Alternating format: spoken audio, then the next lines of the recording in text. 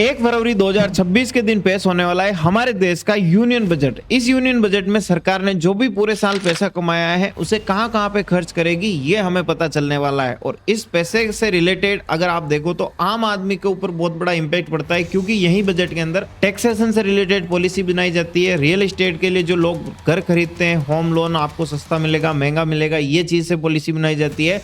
और जितने भी हमारे इंडिया के अंदर ग्रोथ सेक्टर्स आप देखोगे, डिफेंस है, इंफ्रास्ट्रक्चर है, उनके लिए भी अलग अलग बूस्ट करने के लिए पैसा यहाँ पे दिया जाता है, अलोकेट किया जाता है।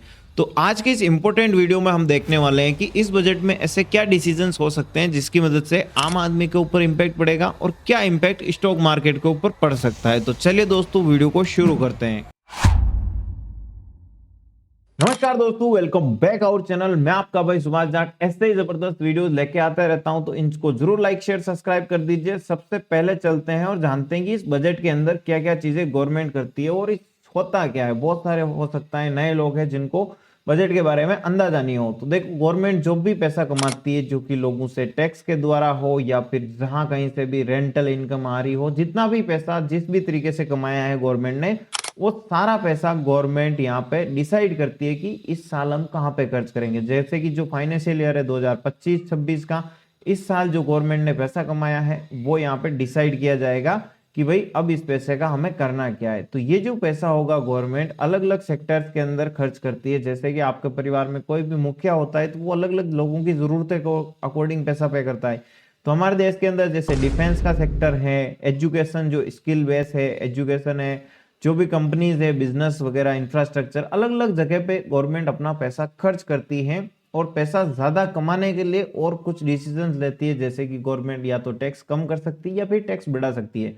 अगर गवर्नमेंट को पैसों की ज्यादा जरूरत है तो गवर्नमेंट नए और तरीके निकालती है, नए नए प्रोडक्ट्स के ऊपर। जैसे कि आपने देखा होगा टोबैको के ऊपर 45% के आसपास तक टैक्स लगा दिया। तो अलग अलग तरीके से गवर्नमेंट क्या है कि पैसा कमाना या कम करना कैसे है, सारी चीजें इसके ऊपर डिपेंड करती है। अब हम देखते हैं कि इस बजट के अंदर देखो होगा क्या और कब ये आने वाला है। सबसे पहले देखिए, बजट जो पेश होगा 1 फरवरी 2026 सुबह 11 बजे पेश होगा। और इस बजट को जो पेश करने वाला है वो है हमारी माननीय वित्त मंत्री है निर्मला जी सीतारमण। ये बजट पेश करने वाली हैं। और ये जो बजट है उस दिन देखिए स्टॉक मार्केट संडे है तो भी ओपन रहने वाला है। बीएससी और नेशनल जो हमारा बॉम्बे स्टॉक एक्सचेंज और नेशनल स्टॉक एक्सचेंज है, उस दिन फुल तरीके से ट्रेडिंग इन्वेस्टमेंट की जा सकती है। टॉप लेवल की जो आशाएं होती है, आशाएं क्या है कि हर एक इंसान उम्मीद करता है कि यार इस बजट हमें भी कुछ अच्छा मिले, हमारे भी हो। अलग अलग लोगों की उम्मीद होती है। मिडिल क्लास लोग यही उम्मीद करते हैं कि भाई टैक्स कम करे गवर्नमेंट। तो यहाँ पे देखो, जो मिडिल क्लास या सैलरीज हमारे जैसे लोग हैं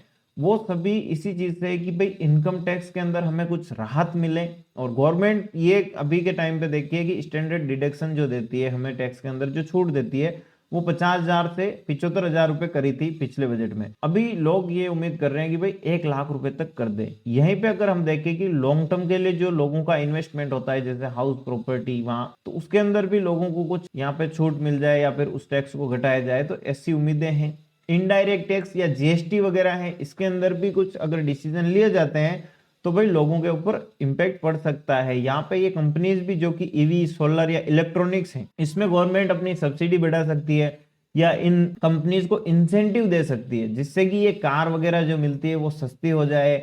या फिर जो ईवी के पार्ट्स हैं, जो आप देखिए आज के टाइम पे सोलर बहुत ज्यादा है, तो सोलर सस्ते हो जाए। तो ऐसा गवर्नमेंट कुछ अगर करती है तो इससे हमारे भारत में इकोनॉमी को बूस्ट मिलता है, लोगों को भी बहुत ज्यादा फायदा होता है। सब्सिडीज जो शिक्षा, स्किल डेवलपमेंट है, यहाँ पे भी गवर्नमेंट अपना जो फंड है अगर अच्छा खासा बढ़ाती है तो जो भी मिडिल क्लास फैमिलीज है उनको भाई लोन आसानी से मिल सके, स्कॉलरशिप मिल सके, जिससे कि वो अपनी एजुकेशन को और अच्छे से कर पाए और आगे बढ़ पाए। ऐसे गवर्नमेंट बहुत सारे यहाँ पे जो डिसीजन है वो लेती है। और सबसे बड़ी है देखो स्टॉक मार्केट के ऊपर। जब भी बजट आता है तो इससे पहले क्या होता है कि मार्केट में वॉलेटिलिटी बढ़ जाती है। और वॉलेटिलिटी से क्या है, मार्केट बहुत तेजी से ऊपर नीचे होता है। ठीक है, तो जब तक ये क्लियर नहीं हो जाता है कि गवर्नमेंट ने किस सेक्टर में फोकस किया है, मार्केट में आपके पास पैसा कमाने की और पैसा गंवाने की दोनों तरीके की अपॉर्चुनिटी रहती है। तो जितने भी रिटेलर्स हैं उनको एक चीज का ध्यान रखना चाहिए कि ऐसे में आपके लिए एक स्ट्रेटेजी का पूरा वीडियो भी बना दूंगा। बस ये चीज ध्यान रखनी है कि बहुत ही कम रिस्क के साथ मार्केट में रहना है और अगर आप ज्यादा रिस्क लेना चाहते हो तो बजट को निकलने के बाद, अभी के टाइम पे जो मार्केट में है वो जब तक क्लियर नहीं हो जाए उस टाइम तक आपको यहाँ पे वेट करना चाहिए, क्योंकि वॉलेटिलिटी में लोगों के स्टॉप लॉस बहुत ज्यादा हिट होते हैं। सेक्टर वाइज अगर हम देखें दोस्तों तो गवर्नमेंट अपना इंफ्रास्ट्रक्चर बढ़ा सकती है, जिससे कि जो गवर्नमेंट कंस्ट्रक्शन है, सीमेंट है, स्टील है, ऐसे स्टॉक्स के अंदर हमें तेजी देखने को मिल सकती है। जो बैंकिंग है, एनबीएफसी है, हायर क्रेडिट डिमांड, यानी कि ज्यादा से ज्यादा हमारा स्टार्टअप इंडिया का आपने नाम सुना होगा। गवर्नमेंट क्या चाहती है कि लोग हैं खुद का कोई ना कोई उद्योग धंधा या बिजनेस शुरू करें, तो बिजनेस शुरू करेंगे तो दो लोगों को और जॉब मिलेगी, या बेरोजगार लोगों को भी एक रोजगार मिलेगा, सेल्फ रोजगार मिलेगा।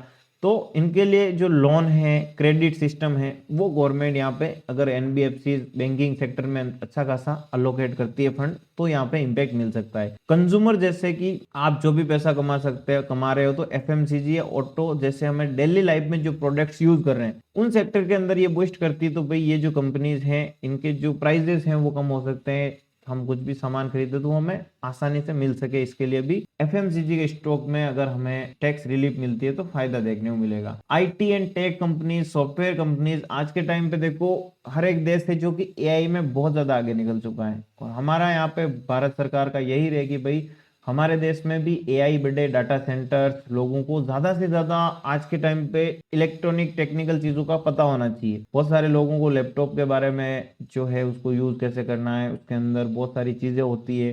तो इलेक्ट्रॉनिक टेक्निकल डाटा सेंटर्स, ये बहुत सारे ऐसे काम है जो हमें यहाँ पे करने चाहिए सॉफ्टवेयर रिलेटेड।